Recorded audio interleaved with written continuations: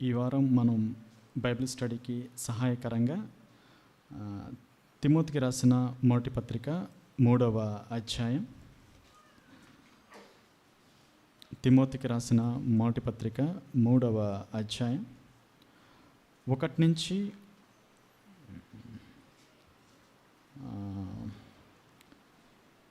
7 వరకు మనం మార్చి చదువుకుందాం. తిమోతికి రాసిన మొదటి పత్రిక 3వ అధ్యాయం 1 నుంచి 7వ వచనం వరకు మనం మార్చి చదువుకుందాం. ఎవడైనను అధ్యక్ష పదవిని ఆశించిన యెడల అట్టివాడు దొడ్డ పనిని ఆపేక్షించుచున్నాడన్న మాట నమ్మదగినది.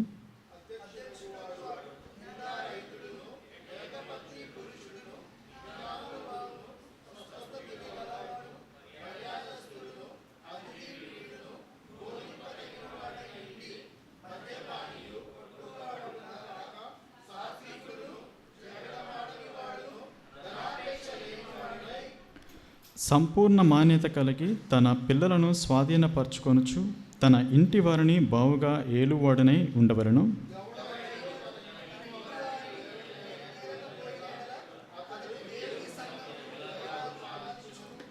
అతడు గర్వాంధుడై అపవాదికి కలిగిన శిక్షావిధికి లోబడకుండునట్లు క్రొత్తగా చేరనివాడై ఉండకూడదు.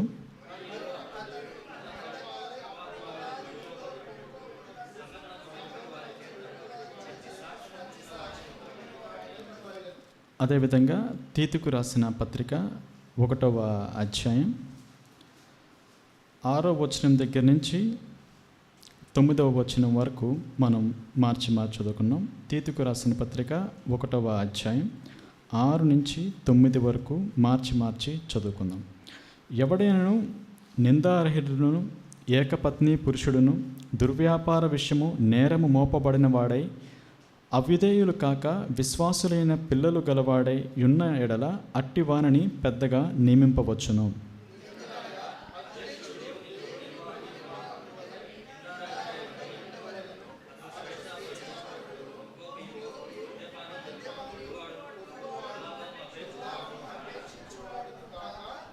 అతిథి ప్రియుడును సజ్జన ప్రియుడును స్వస్థ బుద్ధి గలవాడును నీతిమంతుడును పవిత్రుడును ఆశా నిగ్రహము గలవాడునై ఉండి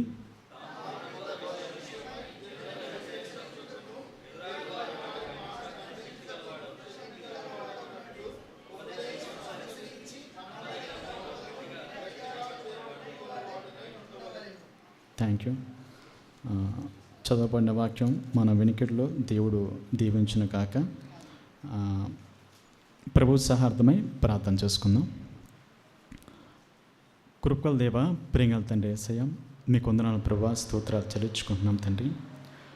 ఈ యొక్క సాయంత్రకాల సమయంలో ప్రభా ఇటు రీతిగా మీ పాసందులో కూడి మీ యొక్క వాక్యాన్ని ప్రభా ధ్యానిస్తూ ఉండగా వచ్చిన ప్రతి ఒక్కరితో ప్రభా, నాతో మాతో అందరితో కూడా ప్రభా మీరు మాట్లాడమని కోరుకుంటున్నాం.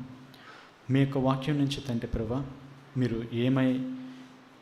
మీరు ఎట్టి అంశాలు ఎట్టి విషయాల్లో మా పట్ల జాగ్రత్త కలిగి మేము ఎలా ఉండాలని మీరు ఆశపడుతున్నారు, మీ యొక్క పద్ధతి ఏంటో మీ యొక్క విధానం ఏంటో ఆ విషయాలు మేము మరింత నిశ్చితంగా అర్థం చేసుకోవడానికి మాకు జ్ఞానాన్ని అనుగ్రహించండి ప్రభా.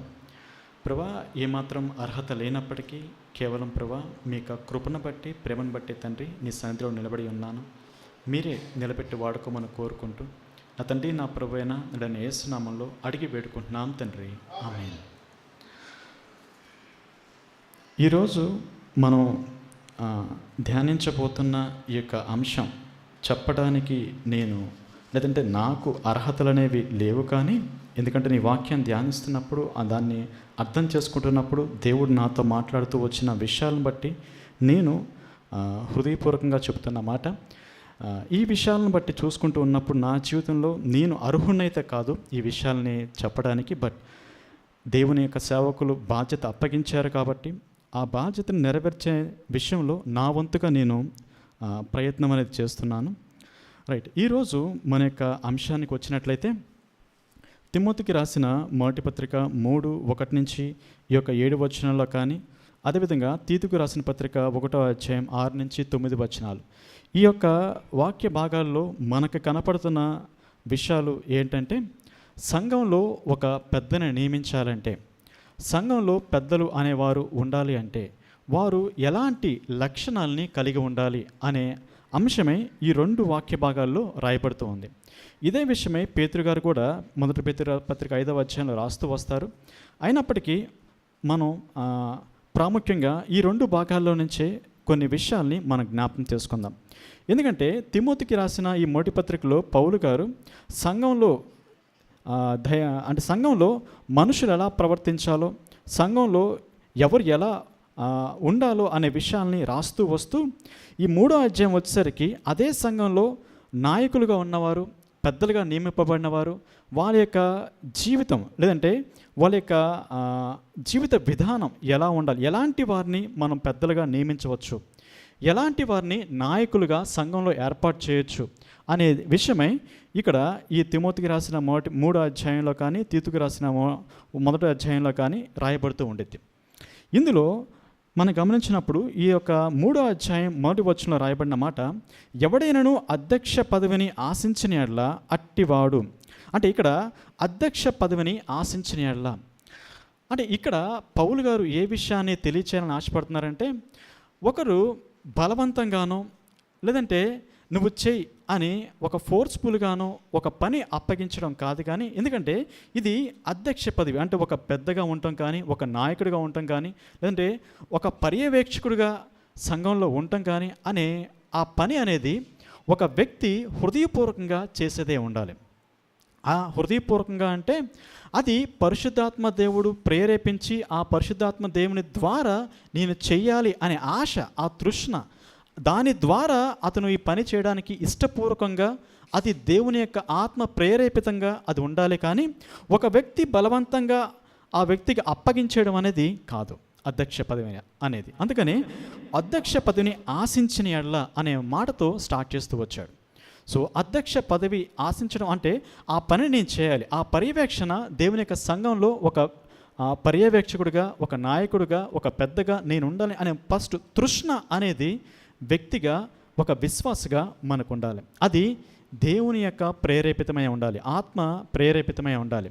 ఎందుకంటే మనిషి రీతిగా మనం ఉంటున్నప్పుడు, ఈ లోకరీతిగా మనం గమనిస్తున్నప్పుడు ఇతరులపైన అధికారం చేయాలి, లేదంటే ఇతరుల్ని నేను పర్యవేక్షించాలి, లేదంటే వాళ్ళపైన చలామణి అధికారం అంటే అజమాయిషి చేయాలి, అధికారం చలాయించాలి అనే విధానం అనేది స్వతహాగా మానవుని యొక్క స్వభావంలో ఉంటూ ఉండేది. ఒకవేళ మనం ఈ ఆశించడం అనేది పెద్దగా ఉంటామనో, పర్యవేక్షకుడిగా ఉంటామనో, లేదంటే ఒక బాధ్యత గల వ్యక్తిగా, ఒక కాపరిగా, ఒక నాయకుడిగా ఉండటం అనేది మన స్వచిత్తం మీద కానీ, మన శరీరాన్ని యొక్క ఆశను అనుసరించి కానీ అది ఉన్నట్టయితే అది ఏమాత్రం కూడా దేవుని యొక్క సంఘంలో, దేవుని యొక్క పనిలో ప్రయోజనకరంగా ఉండదు. అందుకనే ఆ ప్రేరేపితమైనది అది దేవుని నుంచి వచ్చే విధంగా ఉండాలి. అందుకనే పౌలు గారు ఫస్ట్ మాటలో ఆశించాలి అని చెప్తూనే అది నీ యొక్క చిత్తాన్ని బట్టో, నీ శరీరాన్ని బట్టో ఆశిస్తావేమో అని చెప్పి దాని తర్వాత ఆశించే యొక్క వ్యక్తికి ఎలాంటి క్వాలిటీస్ ఉండాలో, ఆ పదవిని ఆశించే వ్యక్తి లేదంటే ఆ పనిని నేను చేయాలి అనే ఆశపడే వ్యక్తి ఎలాంటి జీవితాన్ని కలిగి ఉండాలో అనే విషయమై కింద కొన్ని క్వాలిటీస్ని రాస్తూ వస్తాడు. అందులో మొట్టమొదటిగా మనం గమనించినప్పుడు 2వ వచనంలో ఫస్ట్ మాట ఇలా రాయబడుతూ ఉంటుంది, అధ్యక్షుడగు వాడు నిందారహితుడును. అధ్యక్షుడగు వాడు నిందారహితుడును అంటే పెద్ద అవ్వాలి అనుకున్న వ్యక్తి ఎలా ఉండాలంటే ఫస్ట్ ఆఫ్ ఆల్ నిందారహితుడుగా ఉండాలి. ఇదే విషయమే తీతుకు రాసిన పత్రికలో కూడా 1వ అధ్యాయం 6వ వచనంలో మొట్టమొదటి రాయబడుతున్న మాట కూడా అదే, ఎవడైనను నిందారహితుడును. సో 2 చోట్ల కూడా మొట్టమొదట మనకు తెలియబడుతున్న మాట నిందారహితుడు. ఒక పెద్దగా ఉండాలి అంటే, ఒక బాధ్యత కలిగిన వ్యక్తిగా మనం సంఘంలో కొనసాగాలి అంటే మొట్టమొదటిగా మనకు ఉండాల్సిన క్వాలిటీ ఏంటంటే నిందారహితులుగా మనం ఉండాలి.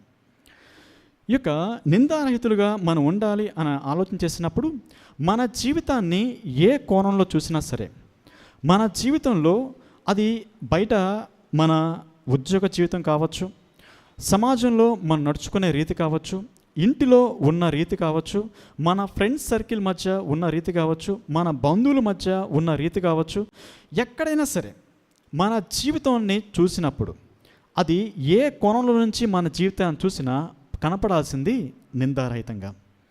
అది ఏ కోణంలో చూసినా మనకు కనపడాల్సింది నిందారహితంగా మన జీవితం అనేది కనపడాలి. ఈ విషయాన్ని మనం ఆలోచన చేస్తున్నప్పుడు నాకు దానియేలు యొక్క జీవితం నాకు గుర్తొస్తూ ఉంది. ఒకసారి దానియేలు యొక్క జీవితాన్ని మనం గమనించినప్పుడు ఈ యొక్క దానియేలు ఆ బబులోను రాజ్యంలో ఉంటున్నప్పుడు 6వ అధ్యాయంలో రాయబడుతుండేది. 6వ అధ్యాయంలో దర్యావేషు ఇతన్ని రాజ్యం అంతటిపైన అధిపతిగా ప్రధానిగా నియమించిన తర్వాత ఇతని మీద అక్కడ ఉండే ప్రధానులు కానీ అధిపతులు కానీ అసూయ చెంది ఏదో ఒకటి ఇతని మీద నేరం మోపాలి అనే విషయమే వీళ్ళు గమనిస్తున్నప్పుడు దానియేలు 6వ అధ్యాయం 4 నుంచి ఇలా రాయబడుతుంది. దానియేలు గురించి 6:4 చదువుతున్నాను. అందుకు ఆ ప్రధానులను అధిపతులను రాజ్యపాలన విషయంలో దానియేలు మీద ఏదైనా ఒక నింద మోపవలనని ఉండి తగిన హేతువు కనిపెట్టుచుండిరి. కానీ దానియేలు నమ్మకస్తుడై ఏ నేరమైనను ఏ తప్పైనను చేయవాడు కాడు గనక దానియేలులో తప్పైనను లోపమైనను కనుగొనలేకపోయిరి. అందుక మనుషులు అతని దేవుని పద్ధతి విషయమందే కానీ మరి ఏ విషయమందును అతనిలో లోపము కనుగొనలేమనుకొనిరి. దానియేలు తన జీవితాన్ని గమనిస్తున్నప్పుడు అందరూ కూడా అక్కడ ఉండే దానియేలు ఒక్కడే ఉన్నాడు వాళ్ళందరిపైన అధిపతిగా. అతని కింద ప్రధానులు ఉన్నారు, అధిపతులు ఉన్నారు. అందరూ కూడా దానియేలుని ప్రతి విషయంలో కూడా అబ్జర్వ్ చేస్తూ ఉన్నారు. అతను పరిపాలించే విధానంలో కానీ, అతను మాట్లాడే విధానంలో కానీ, అతను జీవించే జీవిత విధానంలో కానీ, అతను పరిపాలన జరిగించేటప్పుడు అందరికంటే పైన అధికారం ఉన్నాడు కాబట్టి అతని చేతిలో ఉన్న అధికారాన్ని బట్టి ఎక్కడైనా సరే దొరుకుతాడేమో, ఎక్కడైనా సరే తప్పు జరిగిస్తాడేమో అని చెప్పి. ఎందుకంటే ఏదైనా ఒక వ్యక్తి యొక్క నిజాయితీని మనం పరీక్షించాలంటే ఆ వ్యక్తికి అధికారాన్ని అప్పగించి చూడాలి. ఆ వ్యక్తికి అధికారాన్ని అప్పగించినప్పుడు ఆ అధికారాన్ని సక్రమంగా నిర్వర్తించినట్టయితే అతని నిజాయితీపరుడిగా ఉండిద్ది. లేదు అతని యొక్క అధికారాన్ని బట్టి తప్పుద్రోవ పడుతున్నాడంటే అతని యొక్క నిజస్థితి మనకి అర్థమయ్యేది. అందుకనే దానియేలుకి అక్కడున్న ఆ రాజ్యంలో అందరిపైన అధిపతి, అతని పైన అధిపతి ఉంటే రాజు మాత్రమే ఉన్నాడు. కింద అందరి ఇంకా మిగతా అంత అధికారం అంతా కూడా దానియేలు చేతిలోనే ఉంది. అధికారం అంతా కూడా దానియేలు చేతిలో ఉన్నా కానీ అతని యొక్క నిజాయితీలో కానీ అతని యొక్క నమ్మకత్వంలో కానీ ఎక్కడ కూడా తప్పు దొరకల. మన జీవితాల్లో కూడా మనం నిందారహితులుగా మనకి అప్పగింపబడిన దాంట్లో అది ఏదైనా సరే మన జీవితంలో మనం జీవించే మన దైనందిక జీవితాల్లో మనకు అప్పగింపబడిన ప్రతి దాంట్లో, అదేవిధంగా మనం నడుచుకుంటున్న మన జీవితాల్లో ప్రతి కోణంలో కూడా మనల్ని అబ్జర్వ్ చేస్తారు. దానియేలుని ఏ విధంగా అయితే అక్కడున్న ప్రధానులు అధిపతులు ప్రతి విషయంలో అబ్జర్వ్ చేసి ఎక్కడ కూడా మనం తప్పు పట్టుకోలేకపోతున్నాం. ఎక్కడ కూడా అతను నమ్మకంగా ఉన్నాడు, ఏ నేరం కానీ ఏ లోపం కానీ అతనిలో లేదు అని వాళ్ళే స్టేట్మెంట్ ఇస్తున్నారు తప్పు పట్టుకోవాలని చూసినవారు. అలాంటి నిందారహితమైన జీవితాన్ని మనం కలిగి ఉండాలి. అలాంటి వ్యక్తి ఆ యొక్క పెద్ద అరవడానికి అర్హుడు అని మొట్టమొదటి క్వాలిటీ కింద నిందారహితుడు.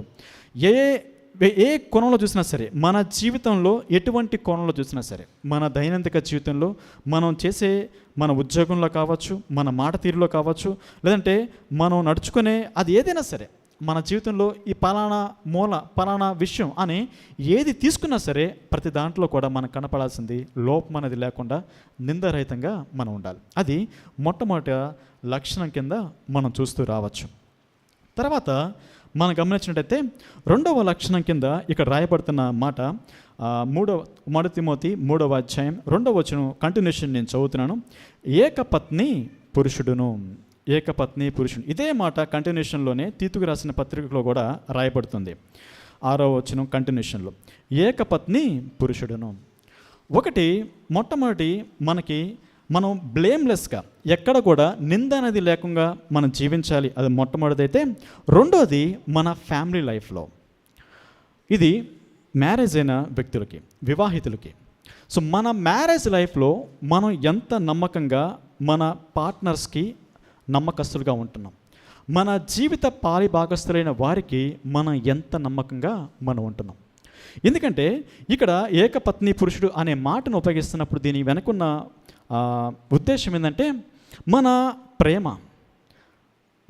ప్రేమ అంతా కూడా, మన ప్రేమ కానీ మన ప్రేమాభిమానాలు కానీ అది ఏదైనా సరే మన పార్ట్నర్కి అది అందివ్వాలి. మనం అందించే ప్రేమలో, మనం చూపించే ఆ యొక్క ప్రేమలో ఆ పార్ట్నర్కే అల్టిమేట్గా 100% ఇవ్వాలి, కానీ దాన్ని నేను వేరే వాళ్ళకి షేర్ చేస్తాను అనేది తప్పు. అందుకని ఏకపత్ని పురుషుడు అనే మాటని ఇక్కడ ఎస్పెషల్లీ పురుషుల కోసం ఇక్కడ రాయపడుతూ ఉంది. ఈ విషయంలో ఎందుకు ఈ మాటని సెకండ్ క్వాలిటీగా పెట్టాడంటే, సాతానుడు చాలా ఈజీగా మనం ట్రాప్ చేస్తాడు. ఎస్పెషల్లీ జెంట్స్ని అంటే పురుషుల్ని సాతానుడు ఈ సెక్షువల్ విషయాల్లో చాలా ఈజీగా ట్రాప్ చేస్తాడు. మన చుట్టుపక్కల ఉన్న మన చుట్టూ ఉన్న ఈ ప్రపంచంలో ఈ సెక్సువాలిటీ అనేది చాలా ఈజీగా ఎక్కువగా ప్రబలుతూ ఉన్నది. ఈ రోజుల్లో మన చేతిలోనే, మన ఒంటరిగా ఉన్న తనంలోనే, మన ఒంటరిగా 4 గోడల మధ్య ఉన్నాము అంటే మన చేతిలోనే అది ఉంటూ ఉంది. ఆ విషయాల్లో మనం ఎంత నమ్మకంగా ఉంటున్నామో మన పార్ట్నర్స్కి. ఇది ఫిజికల్ కాంటాక్ట్ విషయంలో మాత్రమే కాదు. దేవుడు చెప్పాడు కదా, మనం ఫిజికల్గా కాంటాక్ట్ అయితే మాత్రమే కాదు, మన చూపుల్లో తప్పు ఉన్నా కానీ అది పాపం కింద దేవుడు చూస్తూ ఉంటాడు. అయితే ఆ విషయాల్లో మనం ఎంత నమ్మకంగా మన పాలి భాగస్తులకి మనం నమ్మకంగా ఉంటున్నాం. ఇంకోటి ఏంటంటే, ఈ యొక్క విషయాల్లో భార్యాభర్తల విషయాల గురించిన రాయబడిన మాటలో ఏం రాబడిందంటే, ఎఫెసీయులకు రాసిన పత్రికలో మొట్టమొదటిగా భార్యాభర్తల గురించి చెప్పేటప్పుడు భర్త ప్రేమని అందించాలని చెప్పి భర్త ఇనిషియేషన్ తీసుకోవాలనే మాట అక్కడ రాస్తూ ఉంటాడు. భార్య విధేయత చూపించాలి, కరెక్టే, కానీ దానికంటే ముందుగా భర్త ఇనిషియేషన్ తీసుకొని భర్త భార్యని ప్రేమించాలి. ఈ భార్యాభర్తల విషయాల్లో కూడా భర్తే ముందు ఇనిషియేట్ తీసుకోవాలి. దాన్ని బట్టే ఆ యొక్క లోబడే తత్వం అనేది వాళ్ళ దగ్గర నుంచి మనం ఆశించాల్సి ఉంటుంది. అందుకని ఏకపత్ని పురుషుడు ఈ మాట మన యొక్క మ్యారేజ్ లైఫ్లో మనం ఎంత నమ్మకంగా మన భాగస్తులకి మనం ఉంటున్నామో, మనం చూపించే ప్రేమ విషయంలో వారికి మాత్రమే చూపిస్తున్నామో, దాన్ని పంచేవారిగా మనం ఉంటున్నామో అది మనం గమనించాలి. దాంతోపాటు మనం ఎంత పరిశుద్ధంగా మన సెక్షువల్ లైఫ్ని కలిగి ఉన్నామో అది కూడా దేవుడు కౌంట్ చేస్తాడు. దాంతోపాటు మన ఫ్యామిలీ గురించి వచ్చేసరికి మరొక పాయింట్ని ఇక్కడ భార్య గురించి మాత్రమే కాదు కానీ మన పిల్లల గురించి కూడా ఇక్కడ రాయబడుతూ ఉంది. ఈ విషయమై 3వ అధ్యాయం 4వ వచనం, 1 తిమోతి 3:4 చదువుతున్నాను. సంపూర్ణ మాన్యత కలిగి తన పిల్లలను స్వాధీనపరచుకొనుచు తన ఇంటి వారిని బావుగా ఏలువాడినై ఉండవలెను. ఇదే విషయమై తీతుకు రాసిన పత్రికలో కూడా రాయబడుతూ ఉంది. కంటిన్యూషన్ 6వ వచనం కంటిన్యూషన్ చదువుతున్నాను. దుర్వ్యాపార విషయము నేరము మోపబడిన వారై అవిధేయులు కాక విశ్వాసులైన పిల్లలు గలవాడై ఉన్న ఎడల అట్టివానని పెద్దగా నియమించవచ్చును. దేవుడు చాలా పర్టికులర్గా ఆయన మొట్టమొదటిగా మన లైఫ్, మనం ఎంత బ్లేమ్లెస్గా, మనం ఎంత నిందార్హులుగా ఉన్నామో మన పర్సనల్ లైఫ్ చూస్తున్నాడు. దాని తర్వాత ఆయన వెరీ పర్టికులర్గా చూస్తుంది మన ఫ్యామిలీ లైఫ్. మన ఫ్యామిలీ లైఫ్లో మనం ఎంత నమ్మకంగా ఉన్నామో, నాట్ ఓన్లీ అంటే మన భార్యల విషయంలో మాత్రమే కాదు, మన పిల్లల విషయంలో కూడా మన జాగ్రత్త ఎలా ఉంది, వాళ్ళని పట్టించుకునే విషయంలో మనం ఎంత కేర్గా ఉంటున్నాం. ఎందుకంటే పిల్లల యొక్క బాధ్యత తల్లిదండ్రులుగా మన పైన ఉండేది, మరి ముఖ్యంగా ఇంటికి యజమానిగా తండ్రి పైన ఉంటూ ఉంటుంది. అందుకనే పిల్లల యొక్క బాధ్యత గురించి కూడా మనల్ని లెక్క అడుగుతాడు. ఆ పిల్లల్ని మనం ఎలా చూస్తున్నామో, వాళ్ళు సరైన విధానంలో ఉన్నారో లేరో దాన్ని బట్టి మన యొక్క క్యాలిబర్, అంటే మనం ఎలాగా పిల్లల్ని పరిపాలిస్తున్నామో, మన పిల్లల్ని ఏ విధంగా వాళ్ళని నడిపిస్తున్నామో అనేది ఆధారపడి ఉంటుంది. ఎందుకు దేవుడు ఈ క్వాలిటీ ఇచ్చాడంటే, చర్చి అనేది it is a extension of family.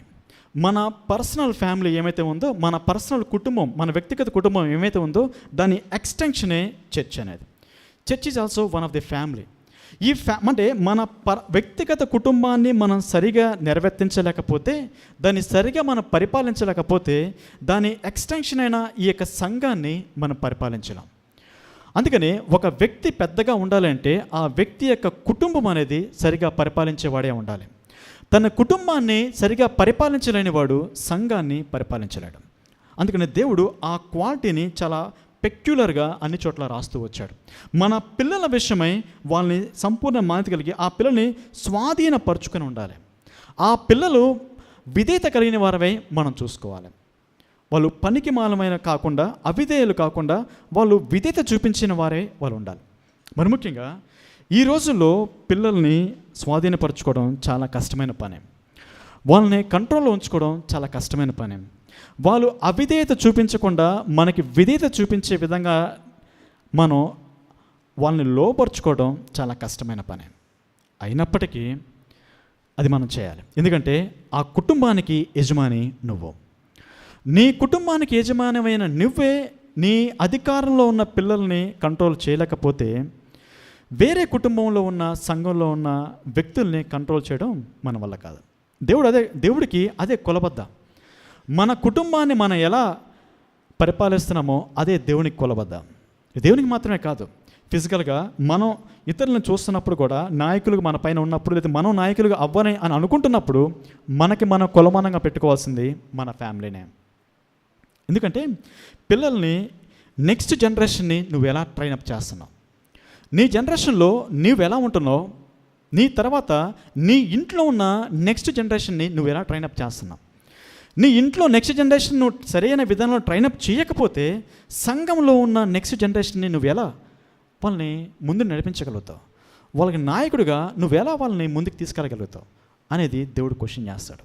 అందుకనే మొట్టమొదటిగా మన తర్వాత ఉండే ఆ యొక్క తరాన్ని మనం సరైన విధంగా నడిపించాలంటే మొట్టమొదటిగా మన పిల్లల్ని సరైన విధంగా ట్రైనప్ చేయాలి. దీనికి చాలా కష్టపడాలి మనం. ఎందుకంటే వాళ్ళ ఏజ్కి తగ్గట్టుగా మనం బిహేవ్ చేయాలి. చిన్నపిల్లలుగా ఉన్నప్పుడు వాళ్ళకి నాకు ఇది కావాలంటే వాడు అడిగినప్పుడు అది ఇవ్వకపోతే మారం చేస్తాడు. వాడు పెరిగే కొద్దీ ఎలా నేర్చుకుంటాడంటే నేను ఏడిస్తే ఇది ఇస్తారు అనే మొండిగా వాడు తయారవుతాడు. అలాంటప్పుడు అలాంటి వ్యక్తిత్వం, అంటే ఆ స్టేజ్లో ఆ ఏజ్లో ఉన్నప్పుడు పిల్లల్ని ఎలా మనం ట్రైనప్ చేయాలి, వాళ్ళని ఎలాగా దారికి తీసుకురావాలి, అది మనం నేర్చుకోవాలి. ఒకవేళ పిల్లలు ఆ స్టేజ్, ఆ ఏడ్చి గీపెట్టే స్టేజ్ నుంచి కొంచెం ఎదిగిన వారైతే, ఎదిగిన తర్వాత వాళ్ళు కొంచెం మొండిగా తయారవడం, అలగటం, కోపపడటం, నాకు అది కావాలంటే అని గట్టిగా మొండి పడుతూ ఉంటే అది తప్పు, వాడికి ఉపయోగం లేదు అని మనకు తెలిసినప్పుడు దాని నుంచి వాడిని ఎలా, ఆ మొండితనం నుంచి, ఆ మోకరత్వం నుంచి మనం ఎలా వాళ్ళని బయట తీసుకురావాలి. చాలాసార్లు మనం ఏం చేస్తామంటే, కొన్నిసార్లు మనకుండే చికాకు వలనో, లేదంటే బయట మనకుండే ఒత్తిడి వలనో, బయట ఉండే రకరకాల పనుల వలనో వాడిని ఒక దెబ్బేసి దారి తీసుకొద్దామని, అదొకటే అల్టిమేట్ మార్గం అని ట్రై చేస్తుంటాం. అది 1-2 సార్లు అయితే పర్లేదు, ప్రతిసారి అదే మార్గం అయితే వాడు మన నుంచి దూరంగా వెళ్ళిపోవడం స్టార్ట్ చేస్తాడు. దూరంగా వెళ్ళిపోవడం అంటే మన మాట వినడం మానేస్తాడు. ఇంతేలే అనే విధంగా వాడు తయారవుతాడు. కాబట్టి మన పిల్లల్ని సరైన విధంగా మనకి లోపరుచుకొని వాళ్ళని మనం స్వాధీనపరుచుకుంటూ ఉంటున్నామంటే ముందు వాళ్ళకి అర్థమయ్యే విధంగా మనం చెప్తున్నామా, వాళ్ళని మన దారికి తెచ్చుకుంటున్నామా అనేది ఇంపార్టెంట్. అది వాళ్ళు మన దారిలోనే ఉన్నారు అనే విషయం మనకి ఎప్పుడు అర్థమైందంటే, మనకి ఎలా అర్థం చేసుకోవచ్చు అంటే, పిల్లలు స్కూల్ అయిపోయిన తర్వాత, కాలేజ్ అయిపోయిన తర్వాత వచ్చి వాళ్ళు ఈరోజు నేను ఇది చేశాను అని వాళ్ళు ఫ్రీగా మనతో పంచుకుంటున్నారంటే వారు మన ఆధీనంలో ఉన్నట్టే. వాళ్ళు మన చెప్పు చేతుల్లోనే, వాళ్ళు ఇంకా వాళ్ళ విషయాలు మనకి షేర్ చేసుకోవాలని ఫీల్ అవుతున్నారంటే వాళ్ళు ఈజీగా మన చెప్పు చేతుల్లో ఉన్నట్టే. కానీ ఒకవేళ పిల్లలు అలా వచ్చి వాళ్ళ విషయాలు ఫ్రీగా షేర్ చేసుకోలేకుండా వాళ్ళ పని అనేది వాళ్ళు చేసుకుంటూ, ఓకే వచ్చామా, తిన్నామా, ఉన్నామా, స్కూల్కి వెళ్ళామా అన్నట్టు ఉంటున్నారంటే కొంచెం దూరం అనేది పెరుగుతున్నట్టు. పిల్లలతో మనకి సరైన సంబంధం అనేది లేకుండా ఒకే ఇంట్లో ఉంటున్నా కానీ దూరంగా ఉంటున్నాం అనే విషయాన్ని అర్థం చేసుకోవాలి.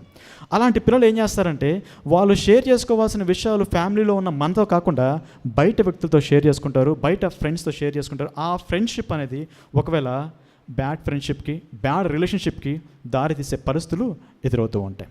ఆ విధంగా మన పిల్లల్ని మన స్వాధీనంలో ఉంచుకోకుండా మనమే బయట వ్యక్తులకి, బయట రిలేషన్స్కి వెళ్ళటానికి ఆస్కారం అనేది అందించేవారుగా ఉంటున్నాం. ఈ విషయాల్లో తండ్రిగా, కుటుంబ యజమానిగా, లేదా కుటుంబ పెద్దగా మనం ఎలా మన పిల్లల్ని స్వాధీనం ఉంచుకుంటున్నామో అది ఇంపార్టెంట్. వాళ్ళ ఏజ్కి తగ్గట్టుగా మనం బిహేవ్ చేయాలి. వాళ్ళ ప్రతి ఏజ్లో నేను ఇలాగే ఉంటానంటే అది కుదరదు. వాళ్ళకి వన్స్ టీనేజ్ వచ్చిందంటే వాళ్ళతో ఒక ఫ్రెండ్లా మారిపోవాలి. ఈవెన్ దో వాళ్ళు మూర్ఖంగా ఇంకా అలాగే ఉన్నప్పటికీ, చిన్నపిల్లలాగా మారం చేస్తున్నప్పటికీ, టీనేజ్లో కంపల్సరీగా వాళ్ళకి కావాల్సింది ఒక ఫ్రెండ్. ఒక పేరెంట్గా నువ్వు వాళ్ళతో ఫ్రెండ్గా మూవ్ అయితే తప్ప వాడు ఫ్రీగా నీతో ఏది షేర్ చేసుకోలేడు. లేదంటే ఆ టైంలో కూడా మనం పెద్దరికంగా మనం బిహేవ్ చేస్తూ పెద్దవాడిగా మనం ఉన్నామంటే వాడు వాళ్ళ ఫ్రెండ్స్తోనే షేర్ చేసుకుంటాడు, మన దగ్గర రాలేడు.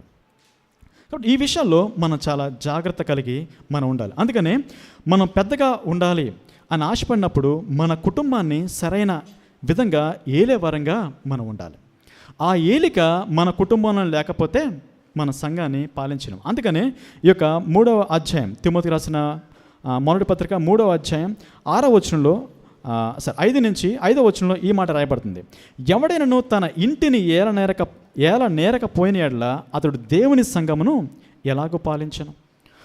మన ఆధీనంలో ఉన్న మన కుటుంబాన్ని సరిగా పరిపాలించకపోతే సంఘాన్ని, దేవుని యొక్క సంఘాన్ని పరిపాలించే ఆ యొక్క సామర్థ్యం మనకు లేనట్టే. ఆ మెలకువ, ఆ టాటిక్స్ అంటే వాళ్ళని ఎలాగా మన దారి తెచ్చుకోవాలి అనే విషయ పరిజ్ఞానం మనకు లేనట్టే. అందుకని మన కుటుంబాన్ని మొట్టమొదటిగా మనం సరైన విధంగా ఏలడం మనం నేర్చుకోవాలి. మన జీవితాల్లో దేవుడు దానికి ప్రాముఖ్యత ఇచ్చాడు.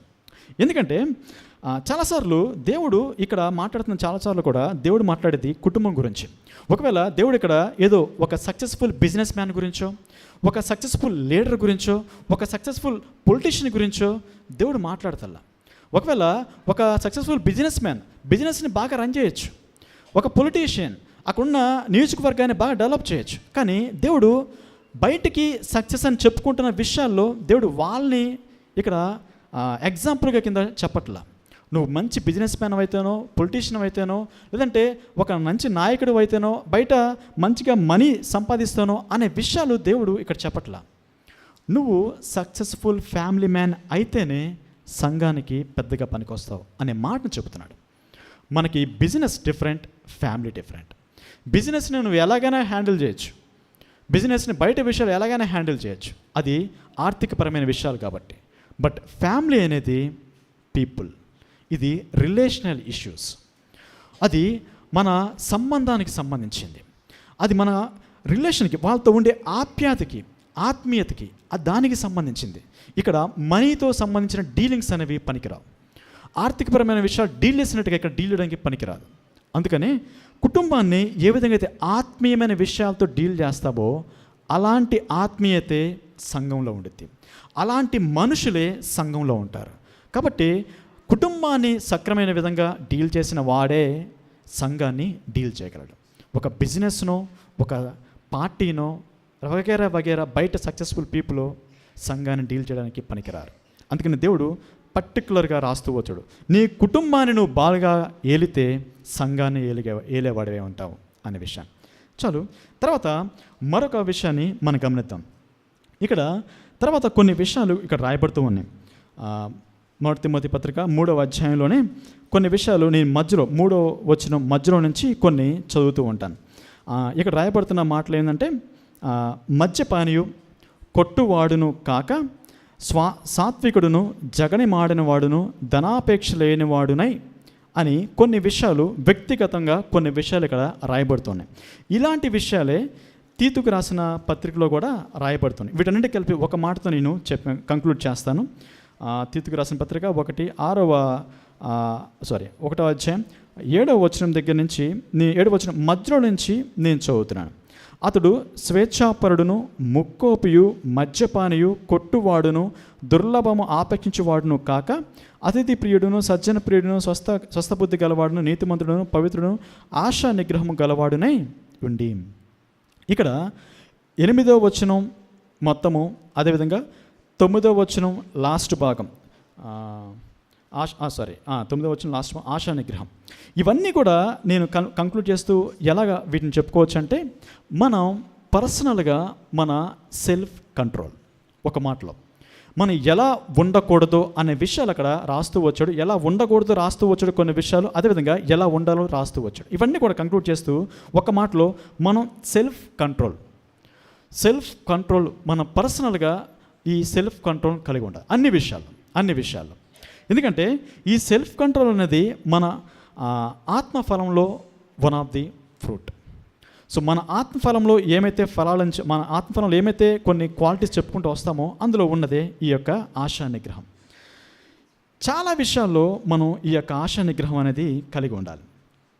ఎందుకంటే కొన్ని విషయాల్లో మనం ఒకవేళ అంటే ఆశా నిగ్రహం in the sense self control కింద చెప్పుకుంటూ వస్తాను. ఇక్కడ రాయబడిన మాటల్లో కొన్ని ఏంటంటే, ఒకవేళ మనం ఎప్పటికీ జగడమాడేవారుగా ఉన్నట్టయితే, లేదంటే ఊరికనే కోపగించుకునే వారంగా ఉన్నట్టయితే, లేదంటే ఊరికనే పోట్లాడే వారంగా మనం ఉన్నట్టయితే, లేదంటే మనం మద్యపానిగా అయ్యేవాడైతే, ఇలా ఒకవేళ ధనాపేక్ష కలిగిన వాడమే ఉన్నట్టయితే, ఇలా ఏ విషయాల్లో అయితే ఉండకూడదో ఆ విషయాల్లో ఉండకుండా ఉండటానికి మనకు కావాల్సిందే సెల్ఫ్ కంట్రోల్. అంటే మన పైన మనకి నియంత్రణ అవసరం.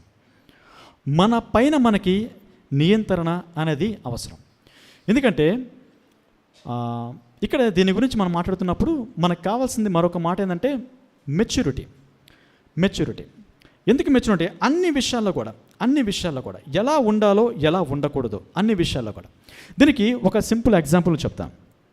ఎలాగంటే ఫర్ ఎగ్జాంపుల్, ఒకవేళ మనం ఒక నడిపించే నాయకుడిగా, లేదంటే ఒక కొంతమందిని నడిపించే నాయకుడిగా ఉన్నప్పుడు, ఒకవేళ మనకున్న నాయకత్వం బట్టి మన కింద ఉండేవాళ్ళు మనకు దగ్గరికి వచ్చి మీరు సూపరు, లేదంటే మీరు చాలా బాగా చేస్తున్నారు, చాలా బాగా నడిపిస్తున్నారు, చాలా బాగా చెప్తున్నారు అని కొన్ని విషయాలు ఒకవేళ నీకున్న దానికంటే కొంచెం ఎగ్జాగరేట్ చేసి ముందుకు చెప్పారంటే, ఆ ఎగ్జాగరేషన్ బట్టి, లేదంటే వాళ్ళు నీ గురించి అతిశయంగా చెప్పిన మాటలను బట్టి నువ్వు ఊరుకునే పొంగిపోయేవాడిగా, అంటే నీ గురించిన పూర్తి అవగాహన నీకు లేకుండా వాళ్ళు చెప్పిన మాటలను బట్టి నువ్వు పొంగిపోయేవాడిగా ఉన్నా, రియాలిటీ ఏంటో నిన్ను గురించిన రియాలిటీ నీకు ఉన్నా దాన్ని అర్థం చేసుకోకుండా వాళ్ళ మాటలను బట్టి పొంగిపోయేవాడిగా ఉంటావేమో.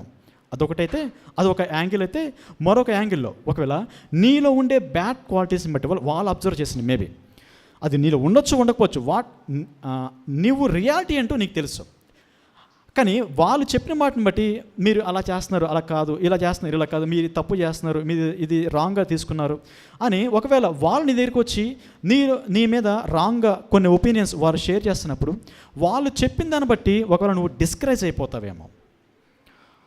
సో మన యొక్క మెచ్యూరిటీ, లేదంటే మన యొక్క సెల్ఫ్ కంట్రోల్, ఒకళ్ళు చెప్పిన దాన్ని బట్టి ఎగ్జాక్టెడ్ అయిన దాన్ని బట్టి మనం పొంగిపోకుండా, లేదా ఒకళ్ళు చెప్పిన దాన్ని బట్టి మనం కృంగిపోకుండా, మనం ఏంటో మనకు నిజంగా తెలిస్తే, మనం ఏంటో మన నిజస్థితి ఏంటో, మనం ఎలా ఉన్నామో అనే మన పర్సనాలిటీ, మన వ్యక్తిత్వం ఏంటనేది మనకు నిజంగా తెలిస్తే, ఇలాంటి విషయాల్లో మనం ఎక్కడ కూడా అటు ఎక్కువగా వెళ్ళకుండా ఇటు మరీ తక్కువగా వెళ్ళకుండా బ్యాలెన్స్డ్గా ఉంటాం. మెచ్యూరిటీ, మనం పరిపక్వత కలిగిన విధానంలో మనం ఉండాలి. అది ఏ విషయం అయినా సరే, అన్ని విషయాల్లో. సో సెల్ఫ్ కంట్రోల్, దాంతోపాటు ఈ మెచ్యూరిటీ లెవెల్స్లో కూడా మనం చాలా కరెక్ట్గా ఉండాలి. మరీ మనల్ని తక్కువ చేసుకొని మనం డిస్కరేజ్ అవ్వకూడదు. నేనేం చేసిన రాంగే, నేనేం చేసిన తప్పే అనే విధంగా డిస్కరేజ్ అవ్వకూడదు. మరీ మనల్ని ఎక్కువగా ఊహించేసుకొని మనం ఉన్నదానికంటే నేను సూపర్ డూపర్ అనే విధంగా పొంగిపోకూడదు. అది బయట నుంచి ఎలాంటి మాటలు వచ్చినా, ఎలాంటి వ్యక్తులు మనం ఎలా తీసుకున్నా సరే, మనల్ని చూసుకునే విధానం, ఆ మాటలను మనం అంగీకరించే విధానంలో మనం బ్యాలెన్స్డ్గా మనం ఉండాలి. ఎందుకంటే ఇవి చాలా కామన్. నడిపించే వ్యక్తిగా నువ్వు ముందున్నప్పుడు, లేదంటే నీకు ఒక బాధ్యత అప్పగించబడినప్పుడు అలాంటివన్నీ చాలా కామన్గా సహజంగా వస్తాయి, చాలా సహజంగా వస్తాయి.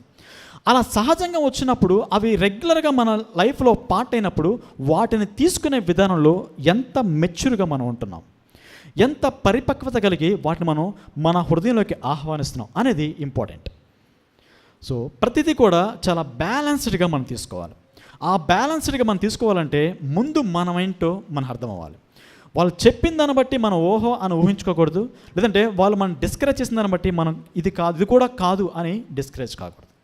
మనం చాలా బ్యాలెన్స్డ్గా ఉండాలి. బయట వ్యక్తుల మాటలు మనం కంట్రోల్ చేయలేం, కానీ మనలో ఉండే ఎమోషన్స్ని మనం కంట్రోల్ చేసుకోవచ్చు. మనలో ఉండే ఆ యొక్క డెసిషన్ మేకింగ్, మన ఆ యొక్క నిర్ణయాలని మనం ఏంటో మనం అర్థం చేసుకొని ఆ విధంగా మనం ముందుకి కొనసాగవచ్చు. కాబట్టి ఈ విషయాల్లో మనం చాలా సెల్ఫ్ కంట్రోల్ కలిగి మెచ్యూర్డ్గా మనం బిహేవ్ చేయాలి. ఆ మెచ్యూరిటీ మనలో ఉండాలి. ఎందుకంటే ఒక వ్యక్తి కొంతమందిని నడిపిస్తున్నాడంటే ఆ వ్యక్తి మెచ్యూరిటీ లెవెల్స్ కరెక్ట్గా ఉంటేనే ఇతరుల్ని కరెక్ట్గా జడ్జ్ చేయగలడు, ఇతరుల్ని కరెక్ట్గా అంచనా వేసి ఆ ప్రాబ్లమ్ని కరెక్ట్గా డీల్ చేయగలడు. కాబట్టి ఆ విషయాల్లో మనం చాలా జాగ్రత్తగా మనం ఉంటూ ఉండాలి, ఆ మెచ్యూరిటీ లెవెల్స్ విషయాలు. చాలు. దాంతోపాటు నెక్స్ట్ మరొక మాటని నేను ఇక్కడ జ్ఞాపకం చేయాలనుకుంటున్నాను. మరొక మాట ఏంటంటే ఇందులో రాయబడిన మాటల్లోనే 3వ అధ్యాయంలోనే మధ్యలోనే నేను చదువుతున్నాను. ఇక్కడ రాయబడిన మాట, మర్యాదస్తుడును అతిథి ప్రియుడును. ఈ మాట నేను చెప్పాలనుకుంటున్నాను. మర్యాదస్తుడును అతిథి ప్రియుడును, ఇదే మాట తీతుకు రాసిన దాంట్లో కూడా 8వ వచనంలో రాయబడుతుంది. అతిథి ప్రియుడును సజ్జన ప్రియుడును. అతిథి ప్రియుడు హాస్పిటాలిటీ. ఒక మాట చెప్పాలంటే ఆతిథ్యం ఇవ్వటం అనేది క్రిస్టియానిటీలో ఉన్న ప్రత్యేకమైన లక్షణం. అది మిగతా ఏ మతాల్లో కానీ అంటే మిగతా మనం బయట కంపేర్ చేసుకుంటున్నప్పుడు ఈ యొక్క ఆతిథ్యం అనేది పెక్యులర్గా మిగతా వాటికి మనకి చాలా డిఫరెన్షియేట్గా, చాలా యూనిక్గా చూపించేది ఈ యొక్క ఆతిథ్యం. సో ఇతరుల్ని ఆహ్వానించే విషయంలో, ఇతరుల్ని మన ఇంటికి ఆహ్వానించి వాళ్ళకి ఆతిథ్యం ఇచ్చే విషయంలో చాలా విషయాలు మనం నేర్చుకోవచ్చు. ఏ విషయాలు నేర్చుకోవచ్చు అంటే, మనం నేర్చుకోవడమే కాదు, ఇతరులకు కూడా మనం సహాయపడవచ్చు. ఎలాగంటే, ఒక పెద్దగా నువ్వు ఉంటున్నప్పుడు, లేదంటే ఒక బాధ్యత గల వ్యక్తిగా నువ్వు ఉంటున్నప్పుడు, నీ సంఘంలో అప్పుడే సంఘానికి వస్తున్న వ్యక్తుల్ని నీ ఇంటికి ఆహ్వానించి వాళ్ళకి ఆతిథ్యం ఇవ్వచ్చు. అలాంటి సమయాల్లో వాళ్ళు ఏ స్టేజ్లో ఉన్నారో ఆత్మీయత విషయంలో, వాళ్ళు ఏ విధంగా దేవుని ఎదిగే విషయంలో ఏ స్టేజ్లో ఉన్నారో వాళ్ళకి కొన్ని సలహాలు ఇవ్వచ్చు. లేదంటే ఆత్మీయంగా వాళ్ళు ఎదిగే విషయాల్లో వాళ్ళు ఎక్కడైతే స్ట్రగుల్స్ ఫేస్ చేస్తున్నారో, దేవుని కోసం నిలబడే విషయాల్లో ఎక్కడైతే వాళ్ళు ఫెయిల్ అయిపోతూ ఉన్నారో ఆ విషయాలు మనం తెలుసుకొని వాళ్ళకి సరైన సలహాలు అందించేవారుగా మనం ఉండొచ్చు. ఆ విధంగా మనం వాళ్ళని ట్రైనప్ చేయొచ్చు.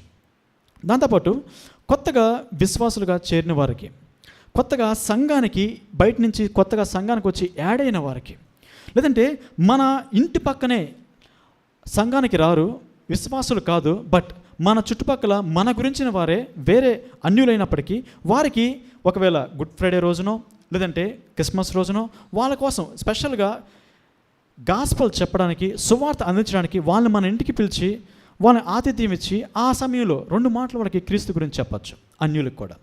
ఈ విధంగా ఆతిథ్యం అనేది చాలా పెక్యులర్గా మన క్రిస్టియానిటీలో మనం ఉపయోగించుకోవచ్చు. పెద్దగా లేదంటే బాధ్యత కలిగిన వ్యక్తిగా ఉండాల్సిన వ్యక్తికి ఉండాల్సిన మరొక క్వాలిటీ ఆతిథ్యం. అది చాలామంది యొక్క జీవితాలని ప్రభావితం చేసేదిగా ఉంటూ ఉంటుంది.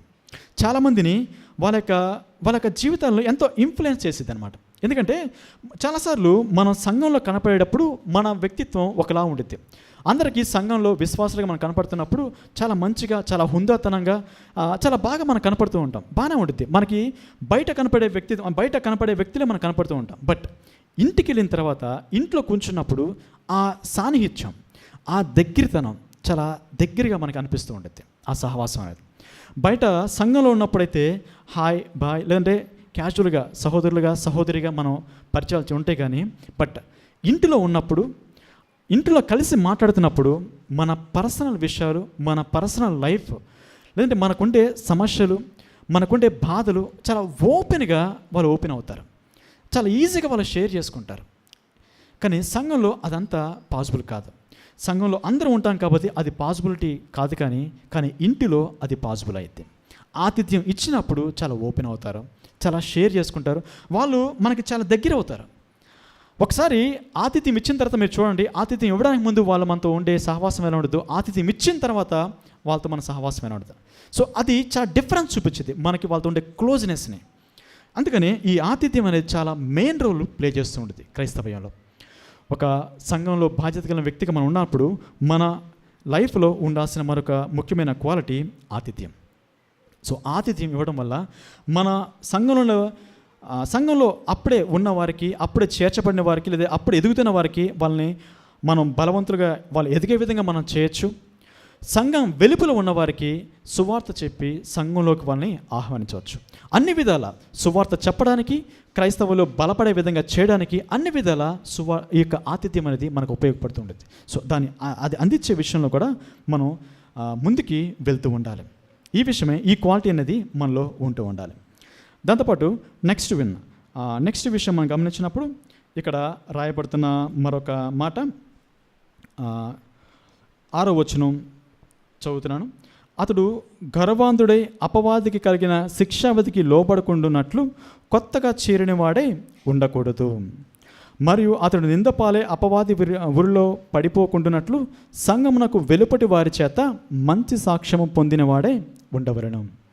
ఇక్కడ పెక్యులర్గా రాయబడుతున్న మాట ఏంటంటే అప్పుడే చేర్చబడిన వాడే ఉండకూడదు అని. ఎందుకంటే సాతానుడు ఈ యొక్క విషయంలో చాలా, ఏ విషయంలో అంటే గర్వం విషయంలో అతను చాలా సుపీరియర్ అనమాట. ఎస్పెషల్లీ సాతానుడు అక్కడ ఉండే ఆ పరలోకం నుంచి పడిపోవడానికి కూడా రీజన్ కూడా గర్వమే. సో ఆ గర్వం యొక్క విషయంలో చాలా సుపీరియర్ కాబట్టి ఒకవేళ కొత్తగా చేరిన వారికి ఒక బాధ్యత, అంటే ఆ నడిపించే బాధ్యత అప్పగించినప్పుడు ఒకవేళ మేబీ వాళ్ళు ఆ యొక్క ట్రాప్లో పడిపోయే అవకాశం ఉండేది, తన యొక్క గర్వం ఎక్కువైపోయే అవకాశం ఉండేది. అందుకనే అది కొంత సమయం అనేది ఉండాలి, అతన్ని కొంత పరీక్షించడం అనేది జరగాలి.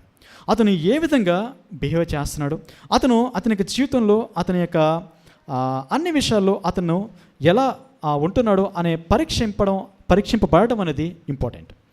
అలా పరీక్షింపబడిన తర్వాతే అతనికి అధికారం ఇవ్వడం అనేది చాలా ప్రాముఖ్యమైన విషయం. ఆ విషయం ఇక్కడ రాయబడుతుంది. దాంతోపాటు వెలుపటి వారి చేత మంచి సాక్ష్యము పొందినవాడే ఉండాలి.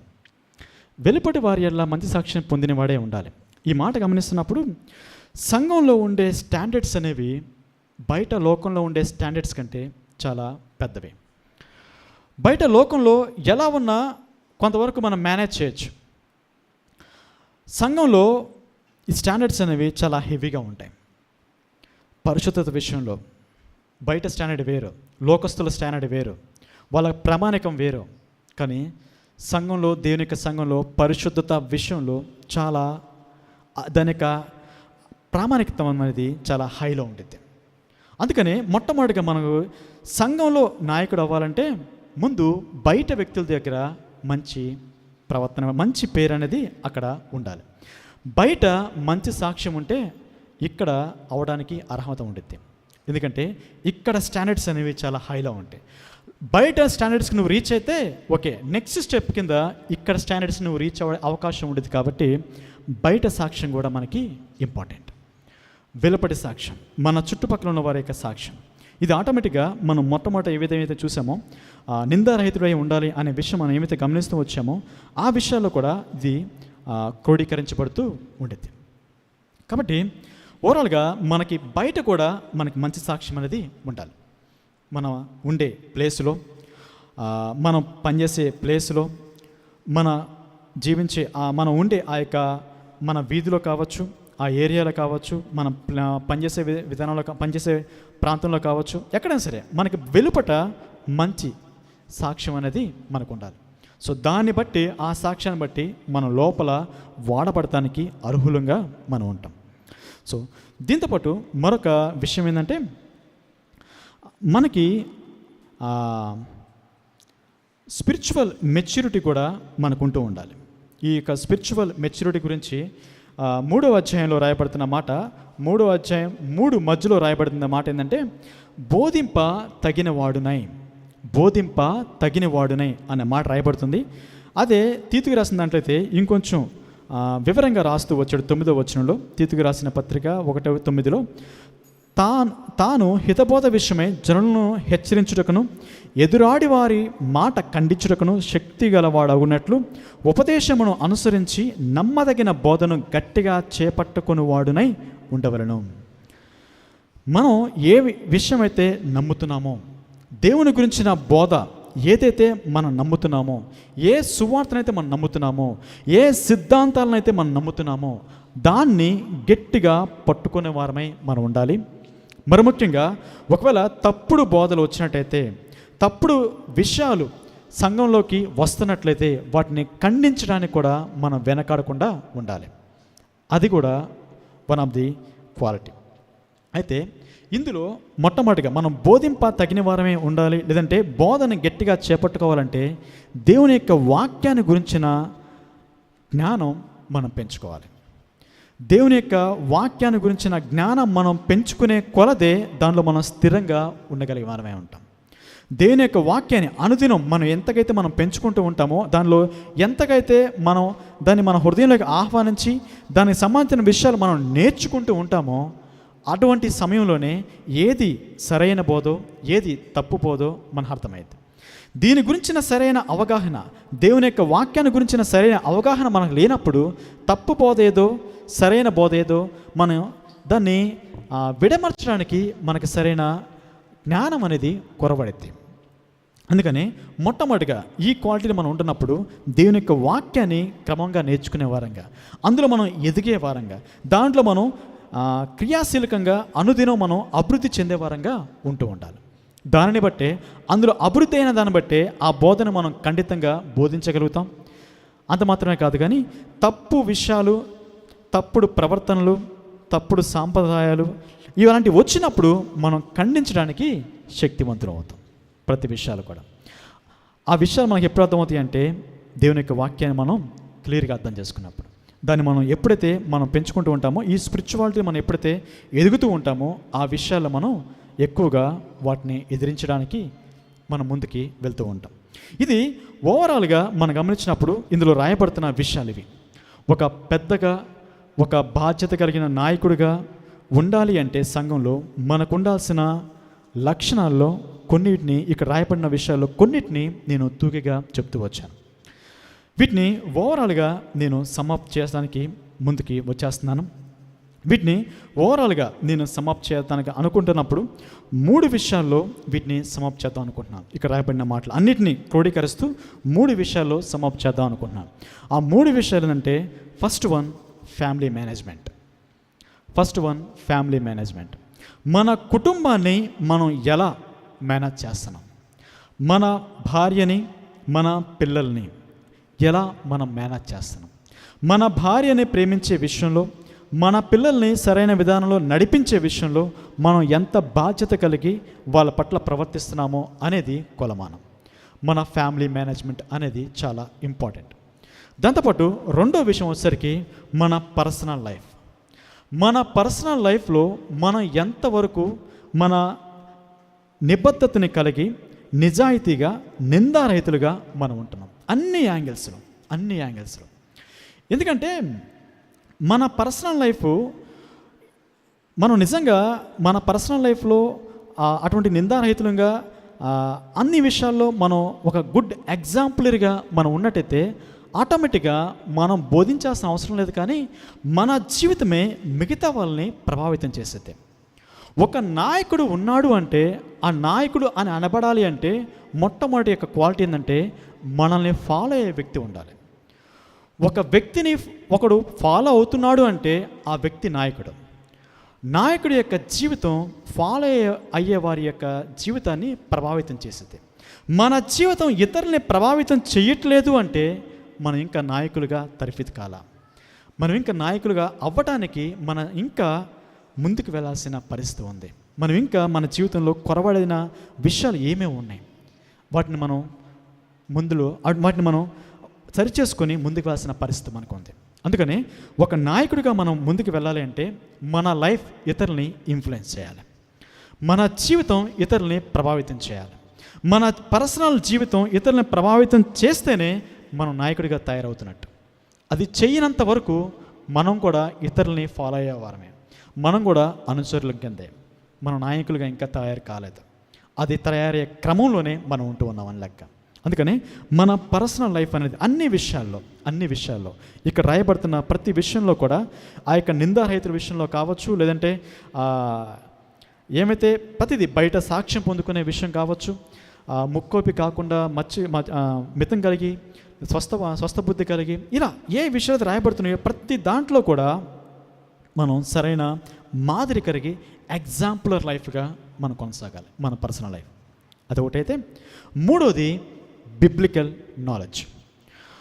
దేవుని గురించిన విషయాలు మనం సక్రమంగా నేర్చుకున్న విషయాల్ని గట్టిగా పట్టుకొని ఇతరులకి బోధించే వారంగా, తప్పుడు విషయాలు వస్తున్నప్పుడు వాటిని ఖండించే వారంగా మనం ఉండాలి. ఈ 3 యాంగిల్స్లో మనం సరైన విధంగా ముందుకు వెళ్తున్నట్టయితే దేవుడు ఆటోమేటిక్గా మనల్ని ఎన్నుకుంటాడు. దేవుని యొక్క సంఘంలో మనం నాయకులుగా ఉండటానికి, దేవుని యొక్క సంఘంలో ఒక బాధ్యత తీసుకొని మనం ముందుకు వెళ్తానికి అర్హులంగా ఉంటున్నట్టు. ఎందుకంటే దేవుని యొక్క సంఘంలో పెద్దగా ఉండాలి అంటే దేవుడు తను ఉంచిన క్వాలిటీస్ ఇవి, దేవుని యొక్క స్టాండర్డ్ ఇది, ఆయన యొక్క ప్రామాణిక ఇది. ఈ ప్రామాణిక అనుగుణంగా మనం ఉండి దేవుని యొక్క ఆశ, నడిపించనే ఆశ దేవుడు మనకి ఇచ్చినట్టయితే నిజంగా మనం ఆ పనిలో కొనసాగించవచ్చు. ఆ ఆశ ఉండి ఈ యొక్క క్వాలిటీస్ మనం లేకపోయినట్టయితే మనం వాటిని సరిచేసుకొని ఎక్కడ తప్పిపోతున్నామో, ఎక్కడ సరి చేసుకోవాలో, ఎక్కడ అభివృద్ధి చేసుకోవాలో వాటిని కొనసాగిస్తూ అంటే వాటిని సరిచేసుకొని మనం ముందుకు వెళ్తున్నట్టయితే దేవుడు తన సమయంలో ఆయన అనుకున్న విధంగా ఆయన మనం ఏర్పాటు చేసుకుంటాడు. కాబట్టి ఈ విషయాన్ని మనం ఒకసారి జ్ఞాపకం చేసుకుంటూ మనం దేవుని సన్నిధిలో ప్రార్థనలోకి వెళ్తాం.